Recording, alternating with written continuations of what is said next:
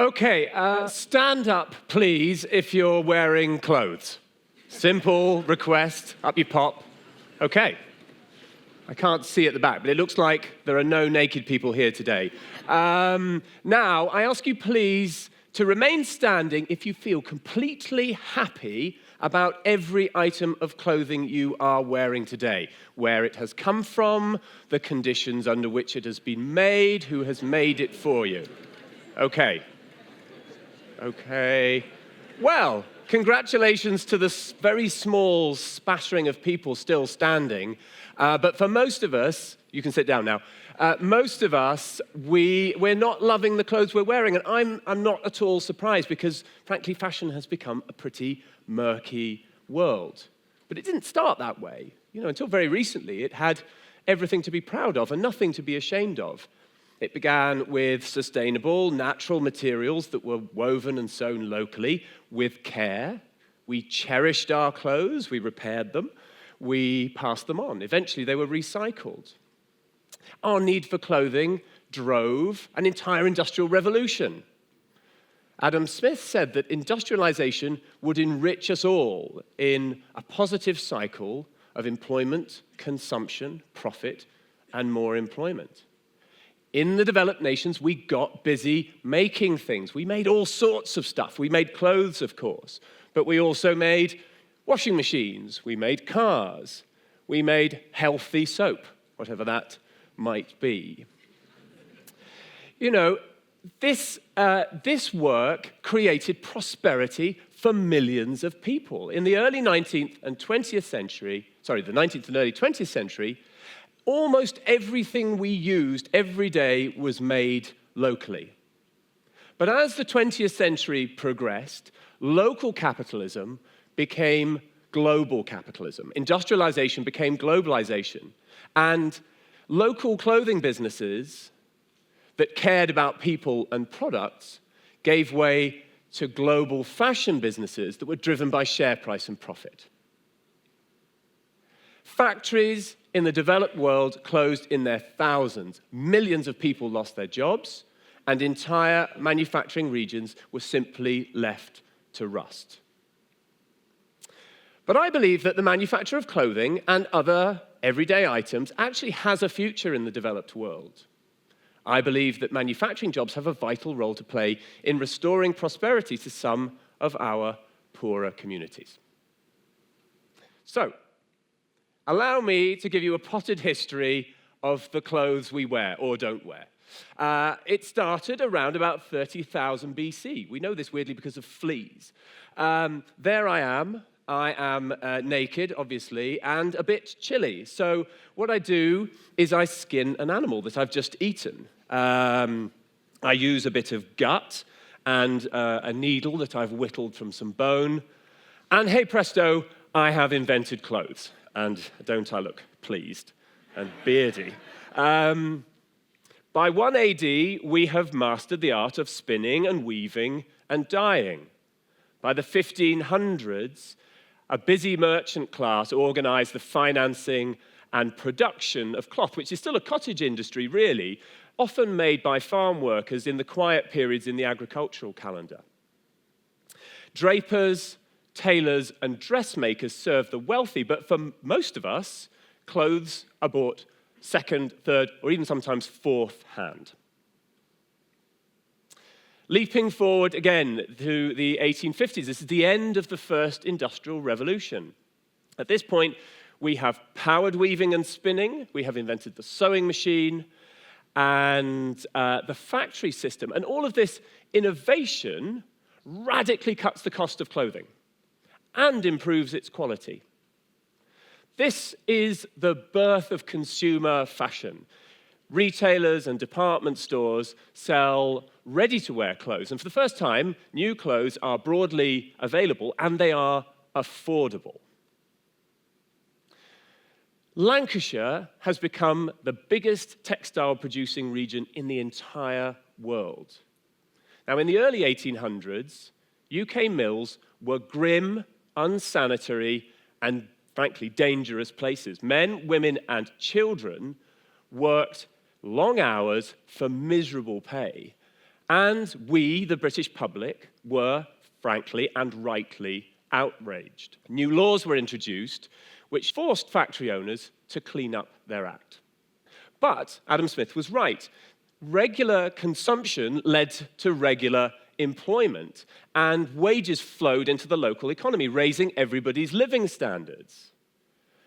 And crucially, the profits from all of this enterprise stayed local too. In 1850, 80% of Lancashire mill owners were born in Lancashire. They spent their money locally. And the profits of all of this textile industry allowed them to build grand civic buildings. They built hospitals and schools and magnificent parks. And at the same time, a new breed of paternalist mill owners built extraordinary model communities around their factories. They built libraries and lecture theatres and cooperative stores and social and sporting clubs and bathhouses. These were utopian working communities like Robert Owen's New Lanark in Ayrshire or Barrow Bridge near Bolton.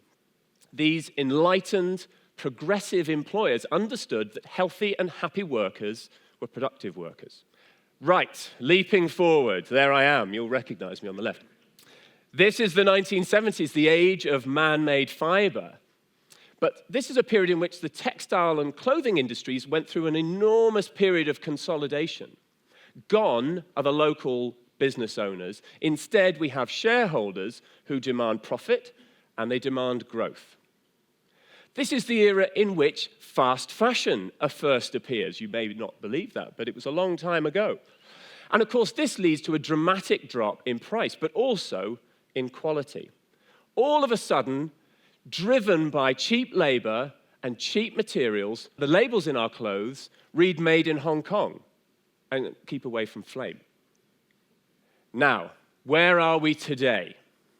Well, the internet, social media, smartphones have absolutely transformed the fashion industry once again. A new wave of online fashion businesses have driven another dramatic drop in prices and quality.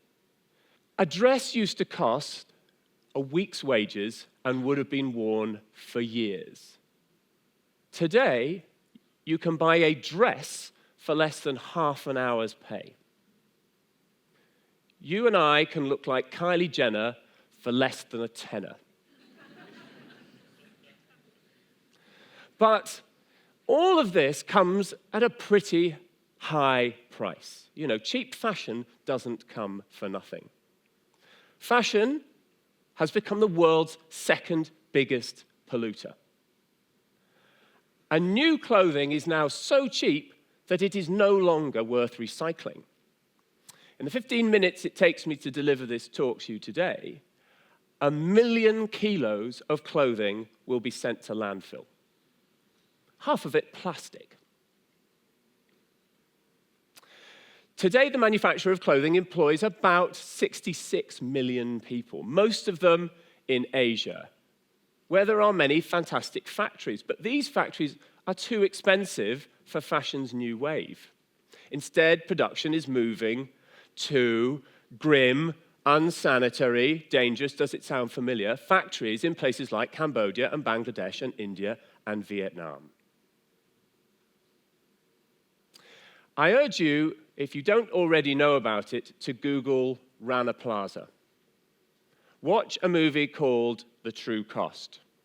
Watch Machines by Rahul Jain. See for yourself the price of all this cheap fashion. So, what of our manufacturing regions? Well, at the peak, in the UK, there were around 1.6 million people employed making textiles and clothing. Today, there are fewer than 50,000. In the USA, around about 2 million people have lost their jobs. The world might well be getting richer, but for these regions, they're feeling nothing but poorer. So is that it? Well, in the UK, we spent £56 billion on clothing last year, but only 2% of it was made here. We pretty much gave up on large-scale clothing manufacturing in the 1990s, but a great deal has changed since then. Recent research suggests that 70% of us claim at least to care about supporting local manufacturing jobs, which is a big change. And manufacturing technology has moved on again, changing the economics of production. In theory, a state-of-the-art clothing factory can manufacture a T-shirt in 4 minutes. Now, even in the UK, that is less than £1's worth of labor. It is perfectly possible for UK clothing factories to compete with China on price. I know this because in 2015, I bought a struggling clothing manufacturer in Blackburn in Lancashire. And you won't be surprised to know I did some sums. But in practice, my factory was stuck in a spiral of declining investment and declining efficiency. But I had an idea about how you might reverse that cycle. And in 2016, I started a manufacturers cooperative I called Community Clothing. We do 2 pretty simple and quite obvious things. The fashion industry uses a model that was developed during the 20th century, essentially to drive your consumption and to maximize shareholders' profit. This is what it looks like. Just 25% of the price you pay, and that's frankly being generous, goes on making your clothes. The other 75% is all of the apparatus of consumption. So the first thing we do at Community Clothing is we get rid of that 75%. No advertising, no seasonal redesigns, no retail, no free stuff for celebrities. They get enough. This shows you what the demand on a typical UK clothing factory looks like. So it's full here when making fashion seasonal collections, but it's absolutely quiet in between. All of that spare capacity absolutely cripples factory efficiency. So the second thing we do at Community Clothing is we make all of our products in that quiet period. We make great quality, affordable, everyday clothes today in about a dozen UK factories. Our aim is to fill these factories year-round, and by doing so, create a positive cycle of rising efficiency, rising investment, and job creation. So far, we've created about 11,000 hours of skilled manufacturing work in the UK, which is a decent start, but our goal is to create at least 5,000 permanent jobs. The future of work will look nothing like it does today. A new era of automation and AI will change the face of work entirely. Some estimates suggest that close to half of all jobs are at risk. So, if automation is going to make cheap labor a minuscule factor in all of this, why make stuff on the other side of the world? You know, we cannot go back to the industrial economy of our past, but why not make these things here in small, nimble factories? I visit a lot of factories. I love a factory. This one is Rolls-Royce near Goodwood. Frankly, it's so cool, I'd like to live in it. This one is Jaguar Land Rover in Solihull.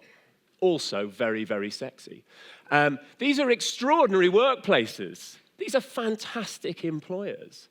I hear the pride in the voices of every man and woman who works in these places.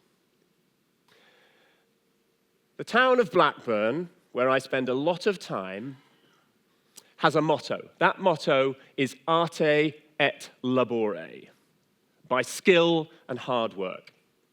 I would like Blackburn, and towns like it, to have a future based on skilled manufacturing work. I would love young people growing up in the region to dream about working in factories. Now, imagine if you ask yourself the question, do I feel happy about the clothes I'm wearing? Instead of thinking about landfill and polyester and cheap labor, you could think to yourself, I'm wearing a wonderful garment, created by the skill and hard work of folk like this wonderful lot. Men and women whose prosperity and well-being is tied to our prosperity and well-being. Men and women from my community. Instead of simply being a consumer, why not be a participant in something of genuine value, something that makes you feel proud? Do you feel happy? Well, that's up to you. The answer could be an unequivocal yes.